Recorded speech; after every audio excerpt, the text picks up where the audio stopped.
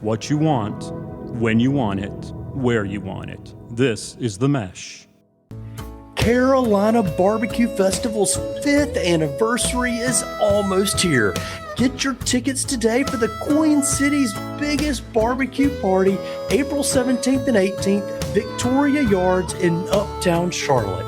30 pit masters are celebrating Carolina barbecue traditions, supporting Operation Barbecue Relief, and serving you the very best barbecue.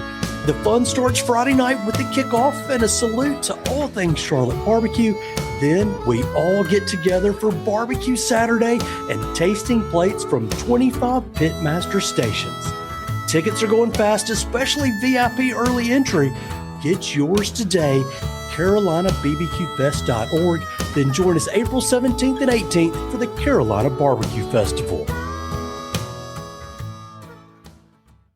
This year, Carolina Barbecue Festival kicked off with a salute to Charlotte area barbecue restaurants and a night dedicated to Queen City Smoke. The senior member of that fold, that is the longest family tradition of Charlotte area barbecue featured in the Friday night affair, actually traveled about 46 miles from Lincolnton. That's where Barbecue King has been serving loyal patrons for almost 56 years. And our guest today wasn't there when the business started, but his family was, and now pitmaster and manager Jordan Smith is carrying on the barbecue tradition. Jordan, welcome to the Low and Slow Barbecue Show. How you doing? Thanks for having me.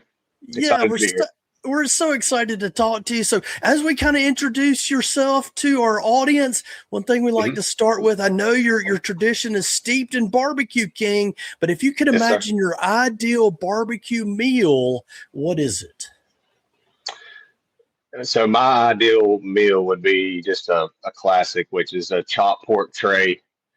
You know, you can't go wrong with either the white or the red slaw, but I typically go for the white slaw with just chopped pork, a little bit of sauce on top, and then the hush puppies. And I like to dip the hush puppies in barbecue sauce as well.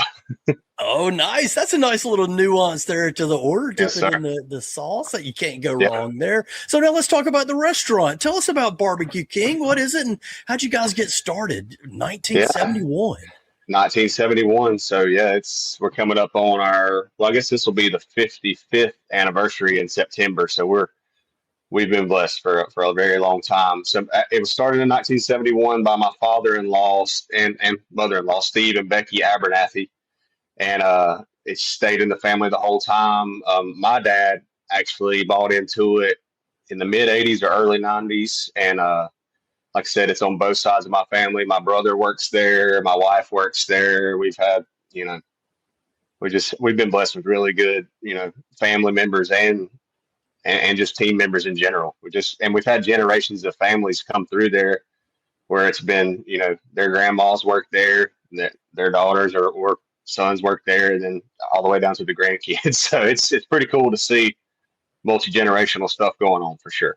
Yeah, definitely a family restaurant. That's great to hear, and glad to hear that it's still continuing to serve folks in Lincolnton. And I know you've got something unique that's going on there in some different ways. So tell what people can expect when they visit. Maybe describe the experience in the order service. I know is pretty cool. Yeah, that's what I was going to say. So we're known for hollering our orders. So when you come in and order, we are, like an old school, counter service restaurant. But when you come in and order, we holler the orders to the back. Typically, it's a girl working up front, but they'll holler the orders to the back, which is pretty unique. A lot of people are shocked the first time they come.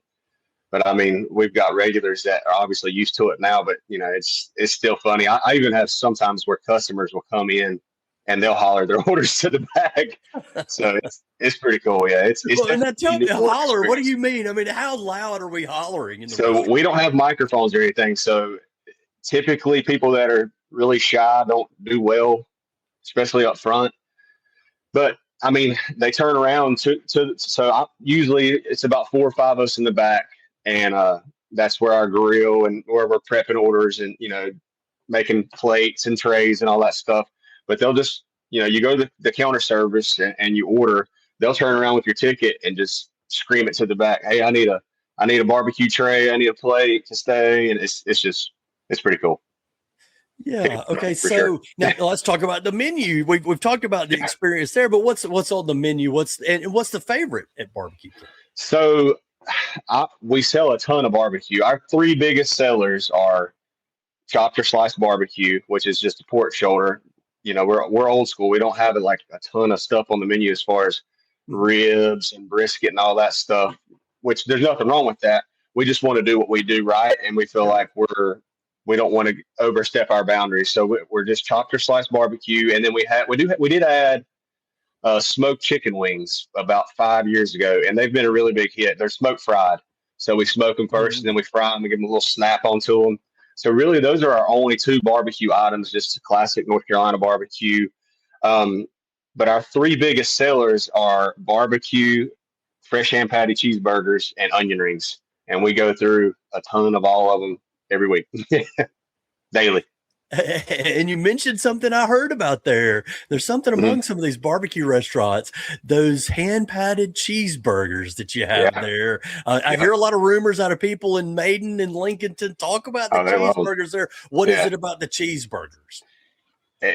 It's just high quality ground chuck. We buy our chuck from Tyson's Food Service out of Gastonia, which is a family run business by Stan Tyson. They're awesome. Our main thing is high quality products and everything. Patties fresh that day, sliced fresh that day. So when somebody orders a Cheese King Carolina style, or we call it like a hot dog, which is slaw, chili, mustard, onion. You got to think those ingredients like that. The slaw is made fresh every day. That chili is made fresh. Even our lettuce, tomatoes, every little thing is made fresh daily. And I think that's the difference between us and a lot of other places is we're pattying those burgers fresh every day, and we just grill them on a flat top, just a well seasoned flat top, and we sell a ton of them. We sell probably close to like this morning. I patted with my family. We patted about 220 pounds of hamburger meat this morning, and then and we do close to probably 25 to 30 typically early in the week, 25 to 30 shoulders during the day. So I mean that's daily, and then on the weekends we can do more shoulders than that as far as the barbecue goes. So it's a lot. And then the onion rings, people love our onion rings. So we go through close to anywhere from probably about 1,500 to 2,000 pounds of onions a week. So that's slicing a ton of onions. That's a lot of slicing. It is, but they're good product for sure. Yeah. And so the Cheese King, tell me you called it hot dog style. The Cheese King's definitely the way to go, right? What's all on that? Yeah, you can't. So like if you got it regular way, it would just be lettuce, tomato, mayonnaise. But a lot of people come in and they want it like a hot dog, which is slaw, chili, mustard, onion, which is Carolina style. Carolina style, yeah. We sell a lot of cheeseburger kings, a lot of barbecue, and then we also have the sandwich just called a half and half, where it's half grilled ham and then half cheeseburger on a hoagie bun. Oh, I mean, we sell a ton of those every day too. Half and half. What about a half burger, half barbecue? Hey, people do it all the time. I mean, yeah, we offer that. People do it all the time now. Fantastic. Really cool. You serve what people want, and yes, maybe sir. that's why things work there. Is that what it is? Is that how you guys have been able to be successful for 50 years? Yeah. Maybe what's kept people coming back and what's kept you surviving?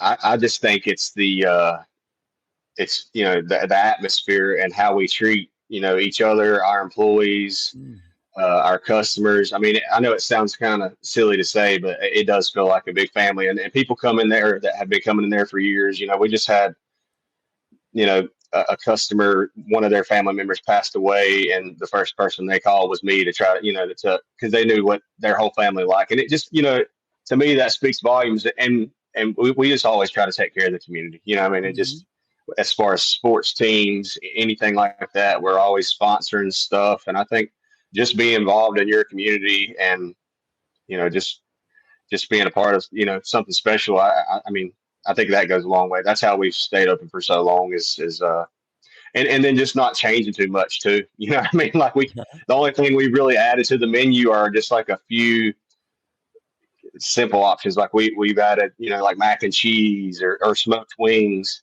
and then we didn't start taking credit cards till probably 3 years ago. So I mean we're trying to keep up with the times. You know, we do as much as we can on social media and all that stuff. But I mean, at some point you want to, you know, people come in there, they like what they like, and you try to keep it simple, you know? Yeah, nothing wrong, and it's Yeah. certainly nothing silly at all to say that you're a Yeah. big family there. Some Yeah. of the most successful operations are like that, and I think about the Monks over at Lexington Barbecue, Oh, or yeah. the Jones Love him. family at Skylight Inn, Of and Sam course. Jones, the Bridges family just down in Shelby Yeah. a little ways. When you talk about all Yeah. those family kind of traditions, I did some math early on, and amongst them, 55, 56 years isn't really that long, but where do you guys feel like Barbecue King fits in that conversation of family traditions in Carolina barbecue? I mean, I think you would have to consider us, you know, I don't, you know, I'm not going to say we're better than anybody. I know our name says Barbecue King, but I mean, I just feel like we've always, you know, been consistent for what we've done. And I love all those families. Like I met Nathan Monk, and I've met, you know, Sam, and I know Natalie pretty well. We actually text quite a bit over at Red Bridges.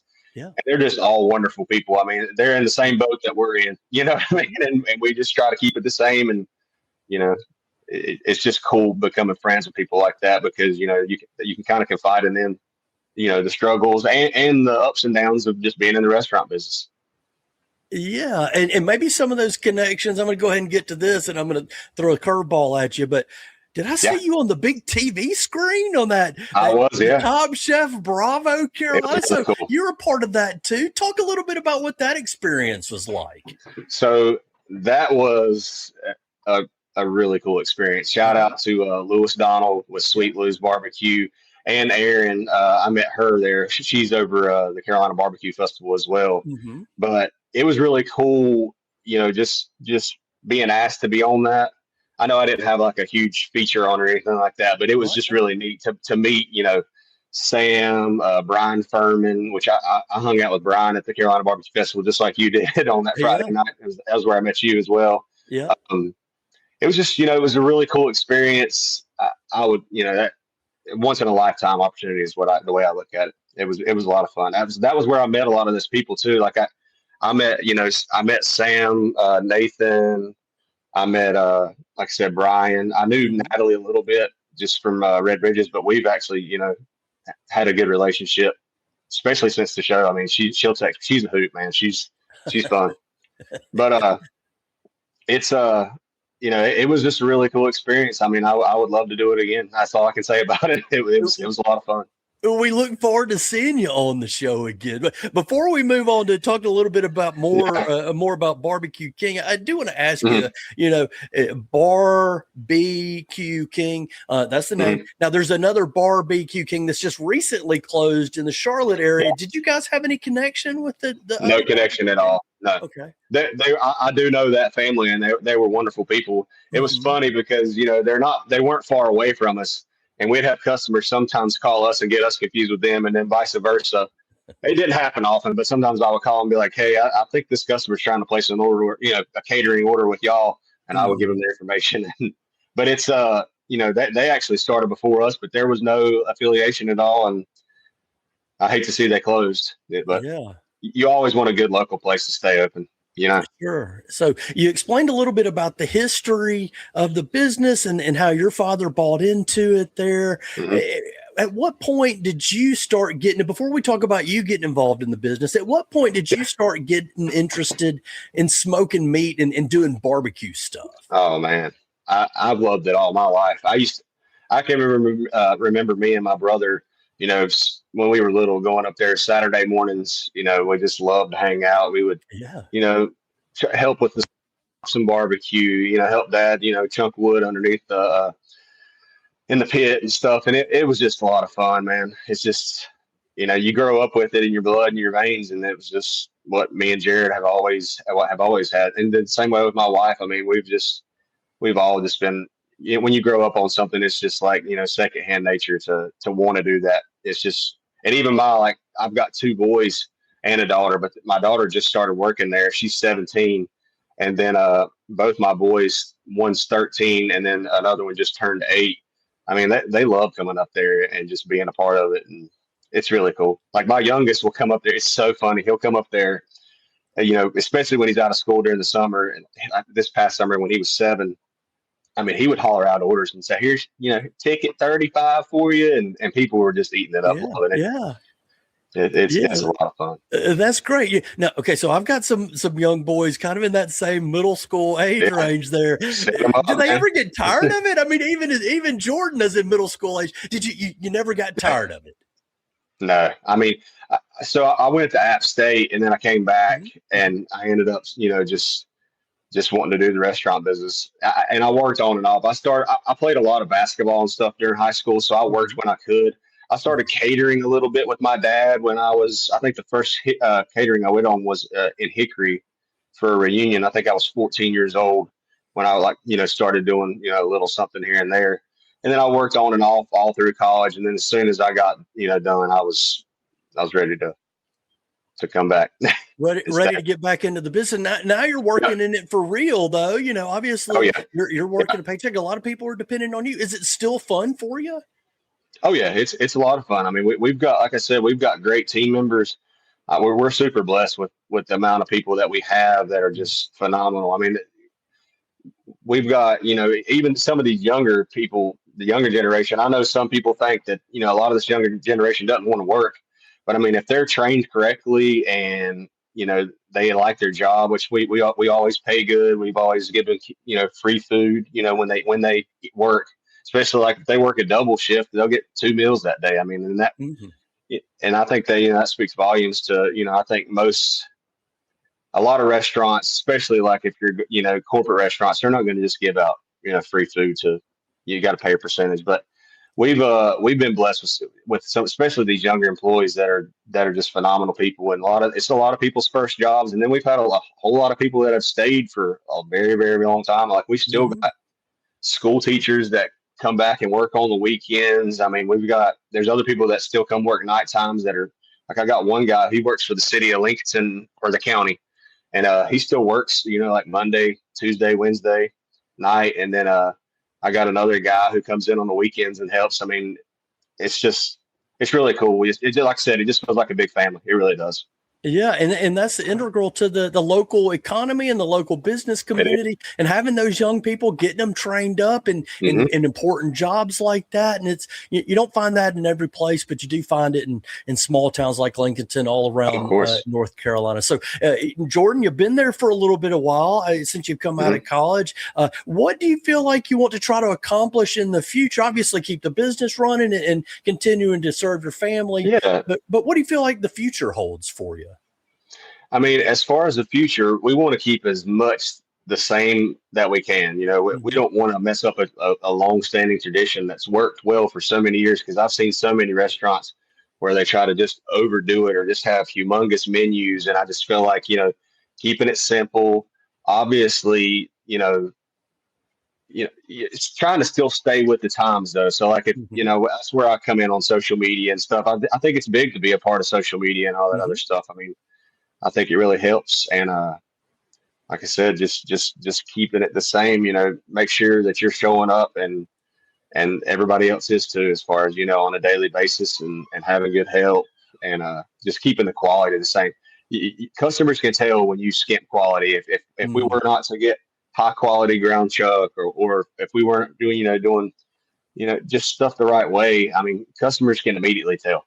They can taste the difference. And then if you want to be busy, you got to keep serving that high quality product, even if it means you have to go up on price a little bit, which since COVID, we've only went up, I think maybe 2 or 3 times on price, which is kind of incredible considering, I mean, the price of everything on us is just skyrocketed. You know what I mean? It definitely has. When you look out there at the landscape kind of around where Barbecue King is, it's in, I guess, eastern Lincolnton, Boger City, sort of that area. Yep. When they opened up, I kind of looked in the history there, and you've got some there at barbecuekingnc.com. Not really much going on. They filled a need. The original founders saw that there was a need for more barbecue in that area. They've opened it up, and you've lasted 55 years. How do you feel like the barbecue landscape in that part of North Carolina around, Lincoln County, Central Lincoln, Eastern Lincoln County looks today compared to then? So there's been quite a few barbecue restaurants in the area that have come and go, and especially recent years. I guess people are always thinking they can do it better than somebody else, which I'm not. I'm not saying they can. I'm just saying Mhm. it's harder than a lot of places realize. Like there was, Mhm. especially I think it's probably 2016. There was probably three restaurants, like straight up barbecue restaurants in Lincoln, and every one of them's closed. Which that makes me sad because I always like friendly competition and stuff like that. But I mean, as far as this area, I mean, we have a ton of customers that even come from like Stanley and Shelby and Hickory area on the daily basis. I mean, obviously we have a ton of people from Lincoln as well, Mhm. but I mean, and even Charlotte. I mean, Charlotte's 35 minutes away. It's Right. not far. So I mean, as far as like very very local, we don't have a ton of competition right now, but I still consider like Red Bridges is not far away. Even Sweetless Mhm. Mhm. Barbecue, like places like that are not far. But I mean, like I said, as long as you're serving a good product and you, you know you stay busy. You keep the That's the crowds main thing. coming back. Sure, Keep the sure. crowds coming.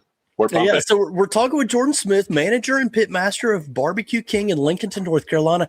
He's one of the featured pit masters who are at this year's Carolina Barbecue Festival kickoff. It's the Queen City Smoke. We had a chance to meet him for the first time and capture some pictures and video from the festival. You can find more great festival views at Carolina Barbecue Festival's Instagram page. If you follow Carolina Barbecue Festival all across social media, you'll be among the first to know dates for events and activities happening in the Carolina Barbecue Festival community. The fall pig picking will be here soon. Stay tuned for more about that. Plus, if you visit CarolinaBBQFest.org, you can sign up to stay connected. You'll get alerts, and every time something starts cooking, you'll know all about it. And Jordan, Friday night at the festival was definitely cooking in Uptown Charlotte.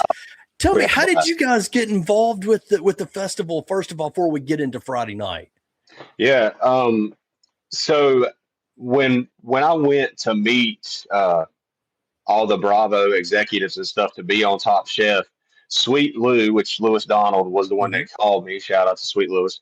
He he asked me to come down there, and we went to a brewery, and that was where I met a lot of those faces that I also met on Top Chef. Again, like I said, there was more at the actual Top Chef filming, but Mm-hmm. when I was there, I met Aaron and Lewis, obviously, and they both were like, "Hey, we want you at the Carolina Barbecue Festival," and that was about a year ago, Mm-hmm. and I've been excited to do that ever since, and that was one of the best experiences I've had. I've met so many good friends out there. Like I've known Gary with John G's for quite a while now. Mm-hmm. I've probably known him longer than any of the pit masters that I know.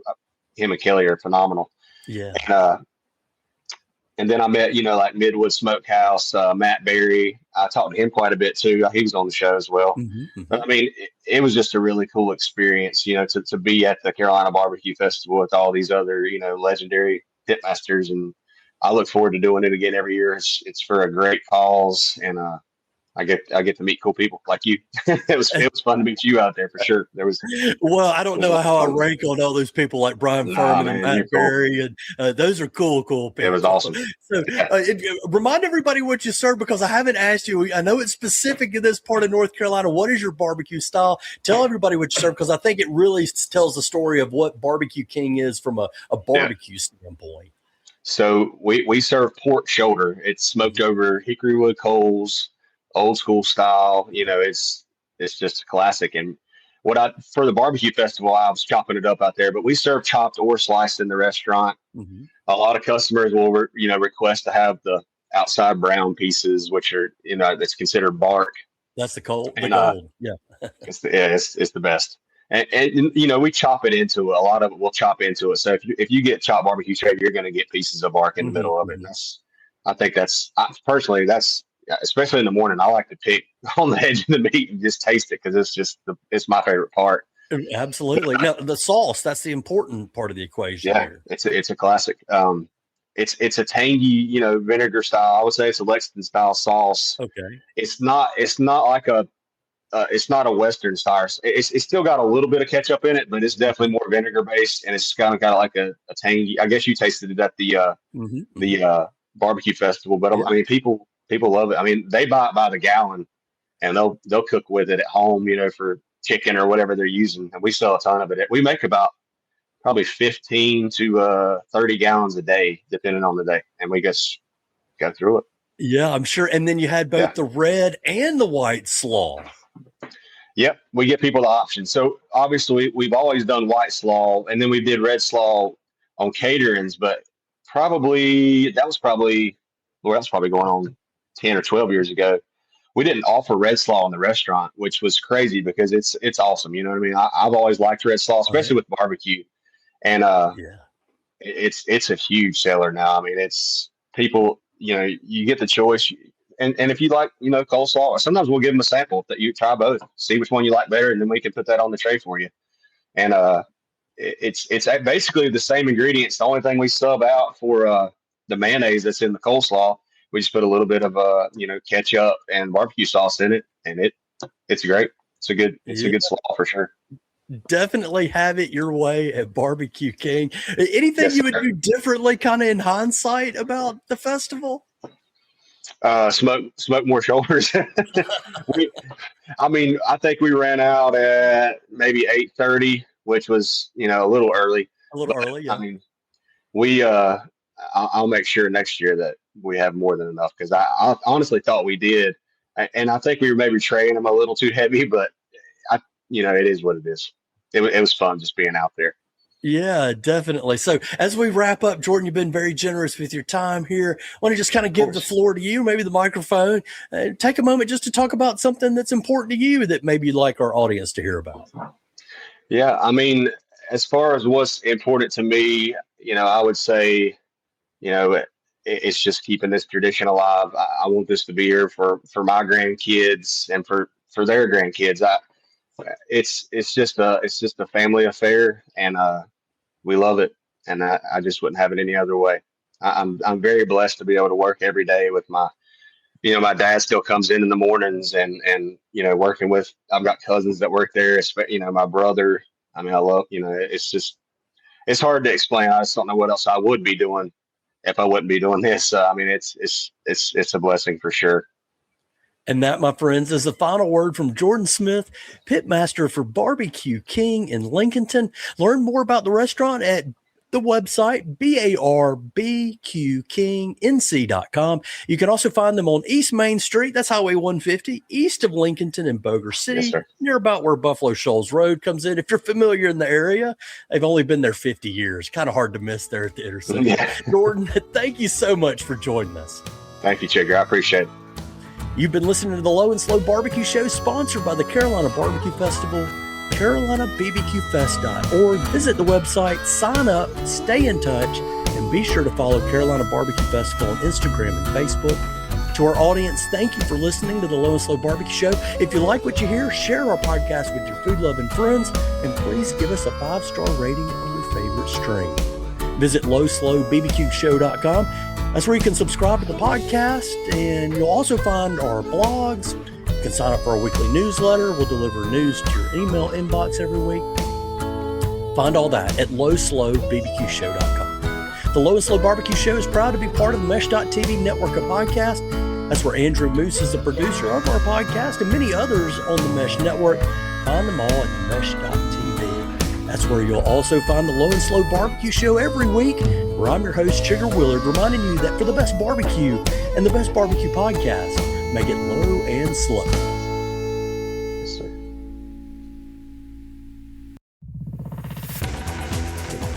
You've been listening to The Mesh, an online media network of shows and programs ranging from business to arts, sports to entertainment, music to community.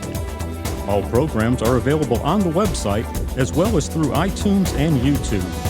Check us out online at themesh.tv. Discover other network shows and give us feedback on what you just heard.